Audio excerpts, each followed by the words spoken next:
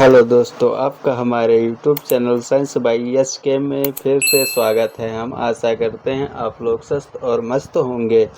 तो आज हम लेकर आए हैं class 12 biology most important question, जो कि 3 से 5 नंबरों में पूछा जाता है हर वर्ष बोर्ड एग्जाम में।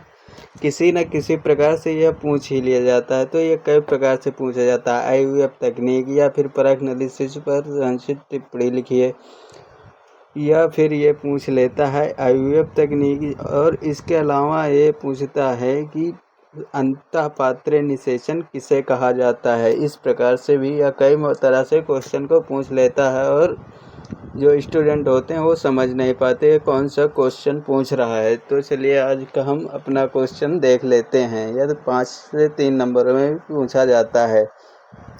तो हमारा पहला प्रश्न है आज का कि परख एनालिसिस पर संक्षिप्त टिप्पणी लिखिए। परख एनालिसिस पर संक्षिप्त टिप्पणी लिखिए, या फिर आईवीएफ तकनीक किसे कहते हैं।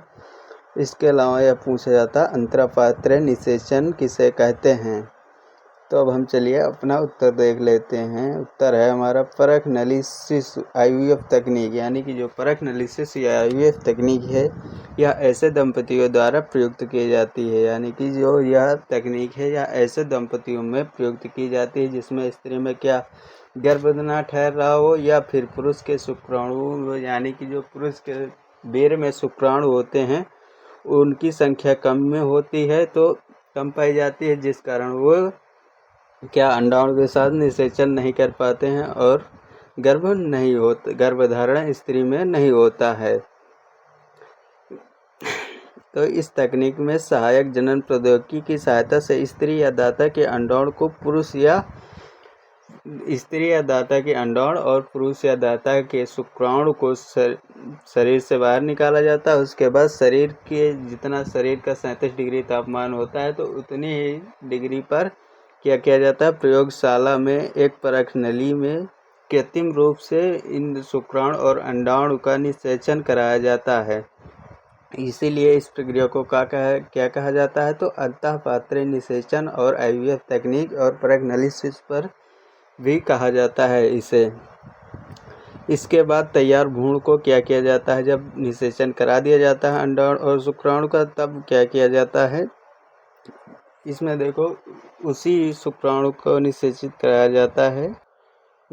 कराया जाता है जो कि स्वस्थ हो, तंदुरुस्त हो, यानी कि वह मरे ना या फिर ख़त्म ना हो सके, तो उसी शुक्राणु को निषेचित कराया जाता है। इसके बाद तैयार भ्रूण को अंतःगर्भाशय में, यानी कि जो तैयार भ्रूण होता है उसे महिला के अंतःगर्भाशय में स्थापित कर दिया जाता है।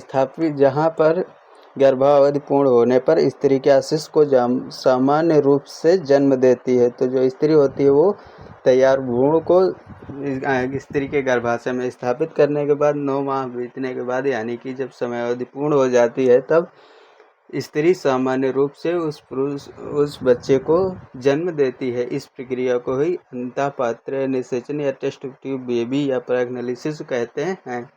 तो चलिए अब हम अच्छे से फिर से समझ लेते हैं एक बार।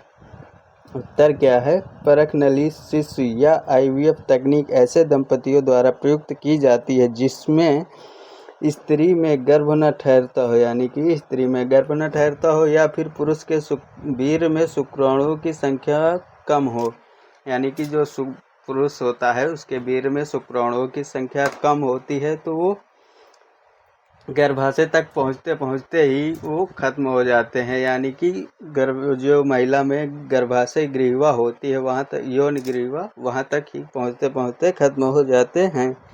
तो इस तकनीक में सहायक जनन प्रौद्योगिकी की सहायता से स्त्री या दाता अंडाणु, यानी कि जो स्त्री या दाता होती है उसके अंडाणु और पुरुष या दाता के शुक्राणु से मादा के शरीर, यानी कि जितना मादा का आंतरिक तापमान होता है उतने ही तापमान पर क्या किया जाता है, तो मादा के